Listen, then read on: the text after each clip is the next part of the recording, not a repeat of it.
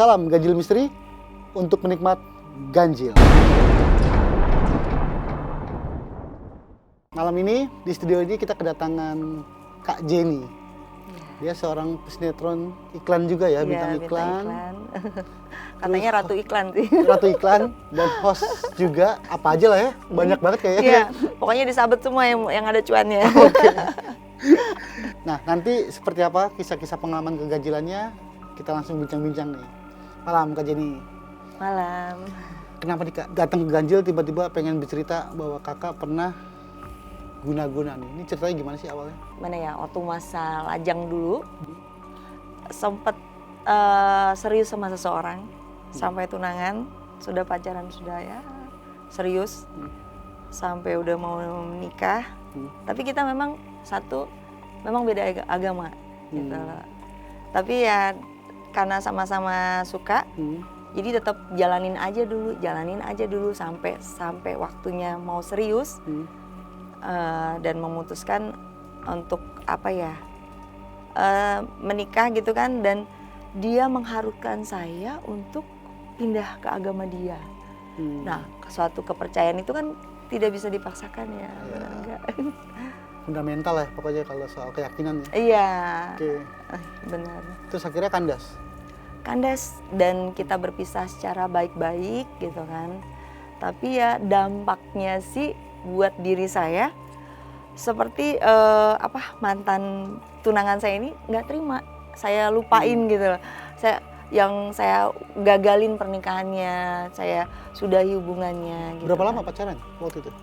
Dari kuliah sampai saya awal karir dulu ya 2006 ya, itu saya sudah mulai syuting, udah padat syutingnya, itu 3 tahunan. Oke. Saya pacaran. Sepakat pisah baik-baik, Ya. tapi ternyata di baliknya ada hal yang mengejutkan juga Kak ya? Iya, Itu yang gimana? saya rasakan. Itu benar-benar saya gelisah, pokoknya yang inget dia terus, sampai cari-cari dia, sampai kegilaan gitu ya. Itu setelah putus? Udah putus. Jadi dia kita sama-sama ganti nomor gitu sampai segitunya, sama-sama ngelupain. Dia datang ke apartemen di daerah Jakarta Barat dulu, daerah Pasungumben. Pasti kalau ada yang ingat saya, pasti saya lama di situ dan sempat buat geger juga tahun itu ya. Kenapa tuh? Tahun 2009 sempat saya mau lompat dari atas lantai 10, sempat saya berendam di batap, pokoknya sampai segitunya gitu kan. Oke. Saya hubungin mantan saya itu nggak bisa gitu kan. Saya hubungin teman-teman deket saya gitu kan. Sampai saya nggak mau bangun nih dari batap. Itu setelah putus masih teringat-ingat? Masih. Karena waktu itu dia sempat mau kalau ke apartemen tuh ke kamar mesti lewatin security dulu dong kalau nggak ada akses. Saya nggak mau temuin. Dia sempat selalu mau temuin saya. Tapi saya menghindar. Karena gimana ya, kita ya daripada nggak berujung itu hubungannya. Oke. Gitu. Putus tapi si cowok ini selalu nemuin kakak gitu. Iya, tapi saya nggak mau gitu ya, nggak mau temuin. Gitu. Lanjut dari situ ada hal yang nggak beres tuh? Lanjut dari situ akhirnya dia coba menghilang, nomornya juga nggak aktif. Saya yang merasa gila gitu cari dia gitu. Kebalik? Ya, saya yang kebalik.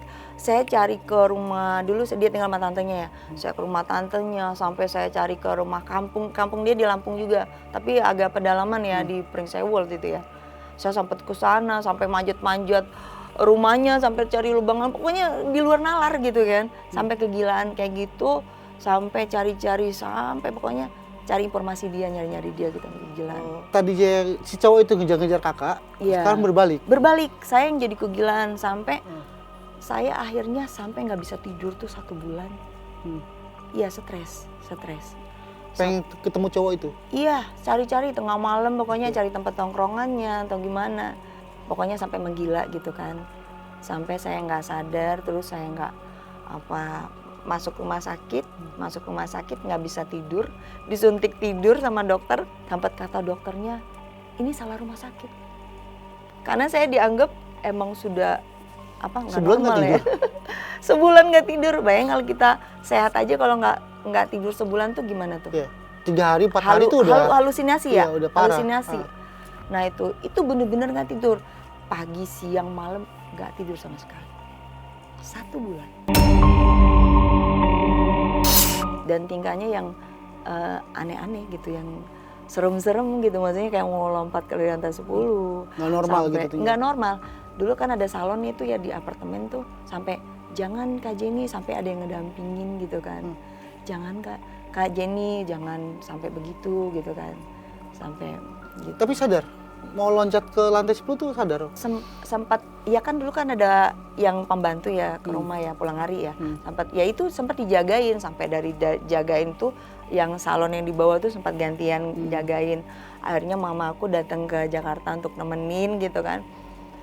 Mama aku coba untuk tenangin diri, tapi aku dilihat mamaku tanpa parah gitu. Sampai sempat mamaku ke pasar gitu, pasar yang kayak ITC atau apa gitu, pasar rakyat gitu ya. Saya tuh kepisah dari mama di pasar itu, dari mamaku ya kan. Itu aku tahu ceritanya dari mama ya. Mama itu tahu dari orang pasar.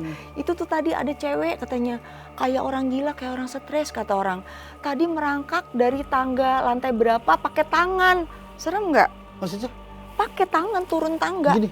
Kayak Sadako. Ya turun tangga tuh pakai tangan. Buat geger pasar kan. Sampai begitu kan. Terus akhirnya diantar sama sapam pasar ke, tapi masih inget ya di apartemen. Aku dulu mungkin dia cek dari apa dompet aku kan ada akses apa gimana, diantar ke apartemen. Gilanya aku lagi itu sapamnya aku kasih duit, nggak tahu kisaran 500.000 apa 1 juta tuh. Itu kesurupan atau gimana Mbak jalannya? Nggak sadar, aku nggak sadar itu. Itu benar-benar aku nggak sadar. Terus aku di rumah sakit juga waktu dirawat di Siloam, waktu itu kan kalau misalnya di ruang VIP gitu ya, VIP gitu kan udah ada perawat yang ngelap kita setiap hari kan, gantiin baju. Pas aku keluar dari rumah sakit, aku bagiin duit tuh 500 sama yang customer yang kasir di depan aku bagi. Royal ya, kalau kena gaib royal ya. Kacau, duit habis. Duit habis. Iya kan? Itu dalam waktu itu keadaan yang aneh banget itu ya. Aneh. Dan itu sebulan tuh nggak tidur tuh gimana tuh ya? Ya. Tapi makan nggak? Nggak tahu aku, kayaknya sih kurang makan juga kurang kayaknya. Itu pasti muka, mata Oh itu itu udah. iya, itu pasti udah cekung banget, udah kurus, pokoknya mukanya udah nggak karuan dah, gitu. Dan kata medis di Siloam itu, di rumah sakit itu? Salah rumah sakit aku. Harusnya nggak dibawa ke sini katanya, sampai begitu. Siapa bilang? Sampai mamaku nangis. Oke. Dokter di Siloam tuh bilang. Karena nggak ada diagnosa ini. Dan ini penyakit aneh sebenarnya kalau bagi dokter ya? Enggak, kata dokter ini sudah kejiwaan, udah mendekati stres ya gitu loh. Oh, Jadi emang iya, salah iya. rumah sakit sampai digituin, mamaku sampai nangis gitu. Harus di RSJ. Iya, kayak gitu kan. Mamaku sampai nangis, sampai gitu. Itu sampai disuntik tidur. Suntik tidur. Akhirnya tidur. Setelah 1 bulan dari pagi, siang, malam itu nggak tidur sama sekali, gitu kan. Gitu. Itu waktu masih ingat Kak, dalam keadaan 1 bulan nggak tidur tuh apa sih yang dipikirin? Iya, nyari cowok itu. Pengen Kemana-mana. ketemu cowok itu? Iya, pengen ketemu cowok itu. Oke. Tapi ketemuin sama keluarganya, sama tantenya, bilang, ya gimana? Kita kan kalau namanya berkeluarga harus namanya satu agama. Ya 1 poin, saya mungkin nggak terlalu, maksudnya emang nggak yang terlalu yang gimana gitu kayak hijab yang rajin sholat, nggak. Cuman yang namanya keyakinan. Dulu saya waktu putus sama dia, keputusan saya untuk putus sama dia, saya pikir gini, untuk saya ngelupain seseorang itu, ya mungkin sakit ya, susah ya. Tapi saya untuk ngelupain keyakinan yang kita percayai, itu bakal menyiksa banget. Pikir saya setiap hari dengerin azan. Sehari 5 waktu, 5 kali. Gimana saya lebih kesisa lagi seumur hidup saya untuk pindah keyakinan demi seseorang ini, ya kan? Prinsip saya sih di situ, gitu kan. Tapi kan pasangan saya nggak terima, gitu. Dan ketika dokter dibilang ini salah tempat nih, harusnya dirujuk di RSJ gitu. Iya.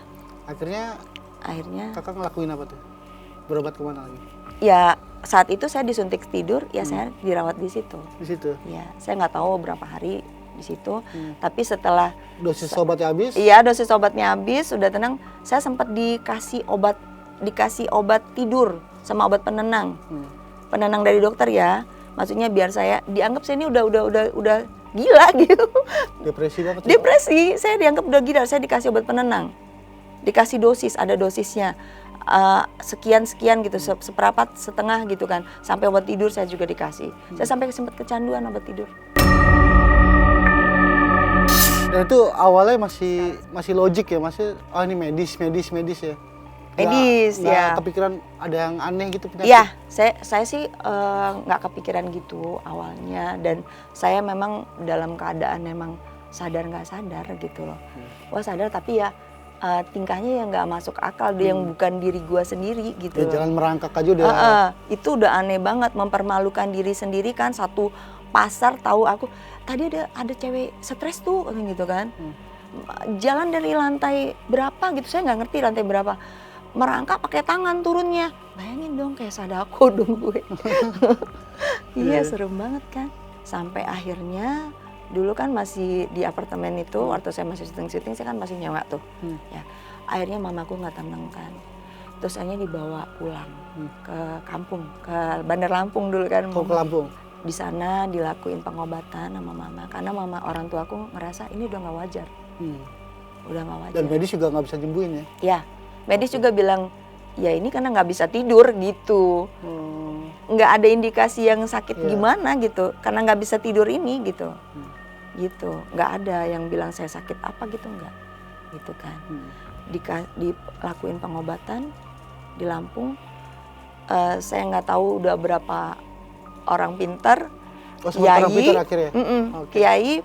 Terakhir saya diobatin sama kiai itu. Ada Kiai di Lampung, di Bandar Lampung. Saya agak sadar tuh. Agak sadar. Diobatinnya apa tuh? Kayak gimana? Di ngajiin apa di apa Ruqyah gitu ya. Iya, mungkin di ngajiin atau apa. Pengobatannya berkali-kali gitu. Di apa sih Islam ya. Itu apa ya? Kiai gitu, ustadz. Kayaknya itu deh yang bikin saya sadar di situ. Nggak cukup sekali sih gitu pengobatannya, sampai berapa bulan gitu, sampai saya waktu itu sempat namanya sewa ya di apartemen dulu kan, bilang di telepon nama ininya, ini barang kamu tolong dikeluarin ya gitu kan, maksudnya kalau nggak ditunggu ya udah gitu dikeluarin gitu kan. Saya disuruh buat surat kuasa, saya buat surat kuasa ke asisten saya tuh, asisten kepercayaan saya. Maksudnya saya kalau syuting bawa dia, make upnya cocok gitu kan. Saya surat kuasa, saya suruh keluarin barang-barang saya, titip ke rumah dia. Dan dia itu menyangka saya itu udah nggak sadar lagi, maksudnya udah gila gitu loh. Sampai segitunya, sampai udahlah nggak mungkin lah dia sadar gitu. Itu sadis banget Mbak ya, apa yang Mbak dialami gitu ya. Ya. Dan itu berapa lama Mbak dari saat putus, terus saat Mbak udah mulai depresi pengen ketemu tuh cowok, itu berapa lama tuh? Sampai dirawat di rumah sakit di Jakarta Barat itu berapa lama? Itu sebulan setelah putus ya. Maksudnya gejala yang parah itu sebulan setelah putus itu ya. Sampai depresi, sampai loncat itu juga? Kayaknya waktu pas putus sudah proses dia mau ketemu, sampai gue tolak apa beberapa kali gitu kan. Setengah bulan, terus sebulannya tuh gue udah parah tuh, udah nggak bisa tidur apa gejala-gejala yang kayak gitu, sampai manggil nyokap tuh udah sampai segitunya gitu loh. Tapi masa pengobatannya lama sih gitu. Berapa lama? Oke. Setengah tahun ya kayaknya gitu. Kehilangan jati diri Mbak tuh berapa lama? Setahun dah. Setahun. Sampai balik ke diri gue sendiri itu setahun, sampai ketemu sama yang kayak itu. Ke suami saya. Oh suami? Suami saya sekarang itu teman curhat. Ya teman curhat ya. Jadi waktu masa-masanya depresi, aku ketemu suamiku ini, yang suamiku sekarang nih, teman curhat. Jadi belum habis setahun saya ngalamin gejala begitu, saya ketemu suami ini, pacaran gitu, jadi deket gitu kan. Jadi seakan-akan saya tuh masih ada pengaruh untuk tetap suka, tetap ini ya, suka ada rasa sisa-sisa sama yang mantan saya ini, maksudnya masih kepikiran gitu kan, masih stres, tapi proses gitu pakai proses Oke. ngelupain. Suami Mbak sekarang ini dulu sempet ngerawat Mbak, jagain Mbak gitu Sempet saat depresi itu. sempet jadi saya dulu Keren banget ya. iya, jadi dia sahabat ya, sahabat, teman curhat.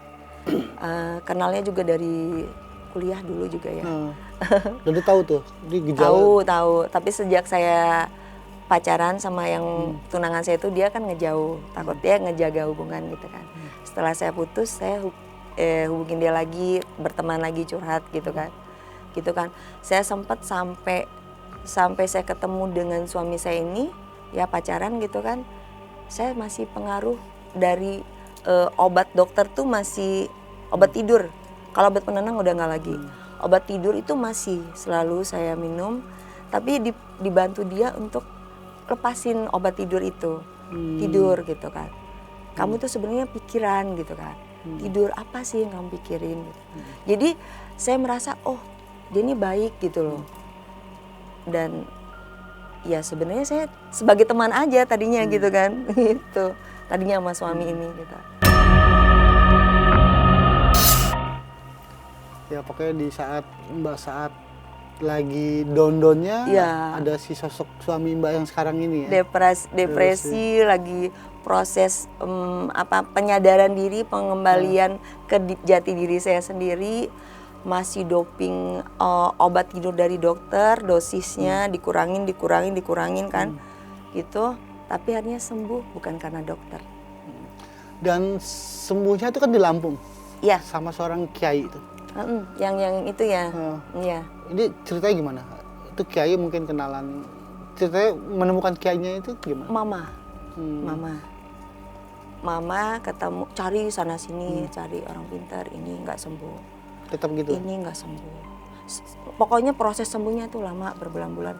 Sampai dulu ada ponakan saya, sempat saya mau cekek gitu. Sempet kayak gitu. Sampai yang nggak sadar diri, bukan saya gitu kan. Gitu ya. Akhirnya ya mama saya ketemu, katanya ini ada kiai, ini bagus. Ya mungkin kayak mau diruqyah apa di ngajiin gitu kan. Dan hasilnya? Iya, dan hasilnya alhamdulillah saya mulai terbuka. Mulai sadar. Beransur-ansur sadar. Bisa tidur? Ya mulai beransur-ansur sadar, terus sampai akhirnya udah sadar diri. Terus sampai bilang mama, dulu kan masih banyak yang tawaran syuting ya. Banyak tuh job yang kelewat waktu itu. Gara-gara itu ya? Gara-gara itu. Oke, nah pertanyaannya ini, tahu Mbak di guna-guna tuh gimana ceritanya? Tahu guna-guna, ya mama bilang apa sih. Dari kiai itu yang menjelaskan atau gimana? Iya, kiai itu yang menjelaskan, sama mama bilang nggak pernah begini gitu. Kamu nggak pernah begini, ini bukan kamu. Mamaku juga ikut stres sampai masuk rumah sakit. Masuk rumah sakit juga mama. Ternyata ada yang jahilin Mbak. Stres mamaku, iya, karena kata di rumah sakit nggak sakit, ya kan? Ya tiba-tiba yang kita punya gejala kejiwaan yang gimana gitu kan. Itu kaget, yang tadinya kita super aktif ya kan, masih banyak syuting, masih rame begitu jobnya. Itu perawatan aja tuh ya? Iya, banyak lewat. Masih ingat pengobatan kiai itu? Misalnya dibacain ayat apa gitu ya, biar penikmat ganjil juga pengen tahu. Satu sih. Ada apa tuh? Kata mamaku, kata ada keluargaku ya, adekku ya. Jadi aku tuh kayak ada diambil gitu, dimasukin di botol apa gitu dari badan aku. Oh, sama kiai itu? Oh. Percaya nggak percaya ya? Jadi kayak badan aku kayak aku ngadep dia, aku ke depan, terus dia di belakang aku, kayak dia yang sep gitu, terus set gitu diambil tuh dimasukin di botol. Itu aku nggak tahu apa yang dimasukin di botol itu, disimpan di itu sama dia gitu, diikat gitu. Kayaknya itu yang masukin ke badan aku. Katanya ini kuat ini. Dan si kiai itu ngomong kalau ini diserang gitu, atau sengaja ngirim? Ini sengaja buat kamu ke gila-gila. Jadi kayak misalnya kalau nggak jadi sama dia, lu dibuat gila gitu. Parah nggak? Jahat ya. Baru terbuka tuh ya? Iya, itu sampai saya bilang, dan itu kebukti. Jadi setelah saya menikah dengan suami, dia tiba-tiba telepon. Dia bilang, saya udah melahirkan tuh. Melahirkan apa masih hamil ya? Masih berusaha ngubungin Mbak tuh? Berusaha. Saya udah nggak tahu lagi nomor dia. Dia telepon, masih inget gua? Gue masih inget dong suara dia kan. secepat itu ya ngelupain gue gitu kan. Secepat itu ya, maksudnya belum setahun kok lu udah nikah sama orang lain gitu loh. Itu 2009 juga, kejadian 2009. Gue putus awal 2009, gue married ya sekitar nggak lama lah, bulan 7. Jadi nggak lama deh, gitu loh. Dia kayak tahu ya, kalau Mbak udah sembuh mungkin langsung hubungin Mbak Iya, gitu. iya, dia udah tahu dong. Apa ya, gue married gitu, udah married gitu. Oh, oke. Tahu dari mana? Kenapa? Kan tertutup waktu itu Mbak ngubungin dia susah. Tahu juga. Ngubungin dia. Iya, dia nomor gue nggak ganti. Oh, oke. Nomor gue masih nomor lama. Iya. Gitu kan. Terus tiba-tiba dia nelpon bilang gini, kamu kok cepet banget ya nikah gitu kan. Waktu itu gue kayaknya baru nikah apa gimana gitu. Waktu pas akhir tahun kayaknya di waktu pas dia ulang tahun, gue masih ingat sih ulang tahun dia pas tahun baru ya kan. Terus dia nelpon, kok kamu secepat itu sih ngelupain aku? Cepet banget nikah gitu kan. Gitu. Sempet waktu aku udah nikah nelponin terus, kamu lagi ngapain, suami kamu baik nggak gitu. Sempat ngeganggu sih, sempat kita cekcok terus sih sama suami gitu, terus-terusan ngeganggu. Tapi sekarang ini udah nikah, udah lepas ya, udah nggak ada pengaruh-pengaruh. Udah. Dan saya tes nih, pernah ya saya tes, dia Vicol, coba kamu Vicol, saya masih ada rasa nggak sama kamu gitu. Oh enggak, netral kok. Dia pernah kayak gitu ya? Aku pernah bilang gitu, netral sih aku sama kamu gitu kan. Curiga baru sih, oh ternyata dia ya. Aku cuek aja bilang, kok aku sekarang netral sama kamu rasanya gitu. Sama sekali nggak ada rasa gitu. Ya gitu ya. Hebat kamu gitu bilangnya. Kalau saya sampai saat ini saya juga nggak sanggup ketemu kamu, takut saya nggak bisa ngelupain rasa yang sayang gue sama lu gitu. Dan dia tuh baru nikah, gue udah nikah, udah punya anak, dia belum nikah. Sampai sekarang? Baru-baru ini kayaknya nikah. Kok Mbak tahu? Tahu, dia kan orang Lampung juga. Hah? Dia kan orang Lampung juga. Oh gitu. Ya, tapi Lampung dia, kalau aku di mana Lampung, dia di Pringsewu gitu. Oke. Sejak udah mulai terbuka tuh, udah mulai sadar diri ketemu kiai itu kan. Itu rutin tuh ketemu kiai itu, akhirnya diobatin itu. Atau hanya sekali aja? Oh enggak, rutin. Rutin, iya. Rutin berapa kali dibawa ke situ, Tapi ada mahar nggak sih waktu itu? Sempat ada mahar nggak? Dia itu sukarela. Maksudnya dia nggak matokin apa gitu. Bener-bener yang ini kiai, ustadz gitu loh. Bener-bener ngebantu kita. Iya, sampai orang bilang ini bagus loh gitu kan. Sampai orang bilang gitu. Alhamdulillah banget sih bisa ketemu sama Pak Kiai itu. Semenjak kesembuhannya diobati kiai itu, Mbak katanya lebih sensitif nih ngeliat makhluk-makhluk halus nih. Lebih sensitif, nggak tahu. Kalau sering digodain makhluk halus ya sejak waktu hamil anak pertama. Itu tuh aku sih agak nggak percaya yang hal-hal yang begitu ya. Jadi kata mama orang hamil harus pakai jimat, besi berani. Apa sih gitu kan, kita kan masih udah modern nih ya. Udah modern nih, apa sih gitu kan.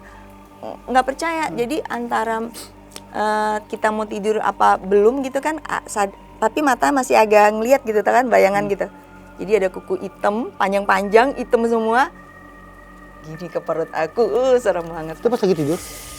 Belum, jadi kita kayak mau tidur, gimana sih kita kayak gitu loh, masih tidur-tidur aja gitu loh. Merem-mereman gitu? Iya, maghrib kan orang tua bilang kan nggak boleh tidur. Ya kan waktu itu lagi hamil muda ya kan. Kayak mau dikeraup kuku panjang gitu, hitam-hitam. Itu lagi hamil? Hamil. Terus mamaku bilang. Ini keguguran, bukan? Enggak. Beda lagi? Ini beda lagi. Jadi sejak itu mamaku bilang suruh pakai itu, sampai dikirim tuh dari Bandar Lampung. Ya kan? Apa dikirim. Sih? Bangle atau apa? Besi berani, terus apalagi ya? Besi berani digantungin pakai cemiti gitu di dalam kantong kecil gitu kan. Isinya apa sih, bangle apa nggak tahu. Besi berani yang pasti ada juga di situ ya kan. Akhirnya aku pakai tuh sejak itu. Gitu. Terus banyak hal-hal lagi deh yang ngejailin aku gitu. Jadi sensitif gitu ya? Sensitif. Bener-bener sensitif. Anak aku yang waktu pasti satu nih anakku ya. Anakku sekarang udah 2. Umur 1 tahun masuk rumah sakit tuh juga pernah digodain, godain makhluk halus, gitu. Cerita nggak nih? Gak apa-apa, gimana? Iya, jadi merinding sendiri ya. Jadi di rumah sakit di Bandar Lampung tuh pasti tahu deh. Rumah sakit di Bandar Lampung yang katanya bekas makam ya dijadiin rumah sakit. Itu serem kan, pasti tahu. Orang Bandar Lampung pasti tahu. Nah, itu zaman waktu itu ya, anakku tuh kan kamarnya di atas. Jadi aku tuh mau lapar tuh, malam-malam jam 9 lewat nih. Aku turun tuh ke bawah cari makanan. Pas pulang ke kamar, naik ke atas itu kan masih kayak tanjakan yang kayak jalan aspal gitu kan. Menuju ke kamar gitu kan. Ada yang godain tuh, ada kepala gitu ngejuntai tuh. Dari atap gitu kan. Nih atap nih ya pinggirannya. Ini kepala nih ngejuntai di sini nih. Gitu. Gue cari sumber suara. Gue lihat, kok iseng banget sih nih tukang-tukang, gue bilang godain gue. So cantik dong gue, ya kan? Ih gitu kan. Tuh orang kenapa sih mau ngomong sama orang di belakang, nggak taunya jauh ceritanya. Jauh. Akhirnya gue cuek aja pulang tuh ke kamar. Pas pagi tuh gue cerita sama laki gue. Emang agak perbukitan ya di situ kan. Pas gue makan sarapan di bawah pagi-pagi, gue cerita sama laki gue. Semalam tuh kurang kerjaan banget ya, aku bilang. Tukang-tukang tuh godain aku, nggak takut jatuh apa ya. Sini kata laki. Sini berdiri, lihat perhatiin. Coba kamu lihat dari atap itu, terus sampai ngejuntai kepalanya situ, kira-kira manusia bukan? Lewat kan katanya kalau manusia, soalnya tinggi jaraknya. Pakai tali apa gimana? Kira-kira tuh manusia nggak? Oh iya, aku bilang gitu kan. Ini mah bukan manusia gitu kan. Ini mah gambarannya kayak gimana? Nggak serem. Maksudnya nggak terang banget, itu kan lampunya redup-redup kayak di lorong gitu kan, nggak terang banget kan. Tapi kayak orang gitu ya? Iya, alhamdulillah yang gangguin aku itu nggak ada yang penampakannya serem. Jangan sampai serem deh. Jangan. Kuku panjang nggak serem? Jangan. Iya boleh kukunya aja, tapi mukanya jangan, bisa mati gue. Aduh, bisa apa ya? Tapi sampai sekarang masih di masih peka gitu ya? Masih iya. Terus ada lagi kalau orang mau ninggal nih, sorry ya. Ada teman-teman artis, aku misalnya pernah satu judul sama dia. Pernah. Aku tuh kok ada feeling gitu. Ngerasain mau buka di galeri foto diperhatiin gitu. Nggak lama kok dia ninggal gitu kan. Serem nggak lo? Ini gimana tuh? Itu sering? Ada feeling. Iya sering. Jadi kayak gitu ya? Iya, maksudnya tahu gitu kayak seakan. Fotonya beda gitu? Atau beda orang. Nah kayak gua kan ini ya ngelihat gitu ya, merhatiin foto gitu. Auranya udah beda gitu? Enggak, bukan mau merhatiin gimana. Gua nggak tahu dia mau meninggal tuh gua nggak tahu. Cuma perhatiin, pengen ngeliatin foto dia gitu loh. Nah terus itu di Babe Cabita, gue kan pernah satu frame sama dia juga. Gue liatin, kok tumben-tumbennya ngapain gue ngeliatin foto, udah syuting udah tahun yang lalu kan. Ngeliatin foto kok ngeliatin, nggak lama. Meninggal? 2 minggu kemudian kok ninggal, kaget gue. Dan itu bukan sekali aja gue ngerasain kayak gitu. Sering kayak gitu ya? Iya kadang-kadang serem juga ngeliatin fotonya random aja gitu kan ya? Iya, terus yang Bang Joni Iskandar tuh. Kemarin. Nah, kok aku ngeliat fotonya auranya nggak enak gitu, terus ngeliatin gitu, nggak lama kok ninggal kok.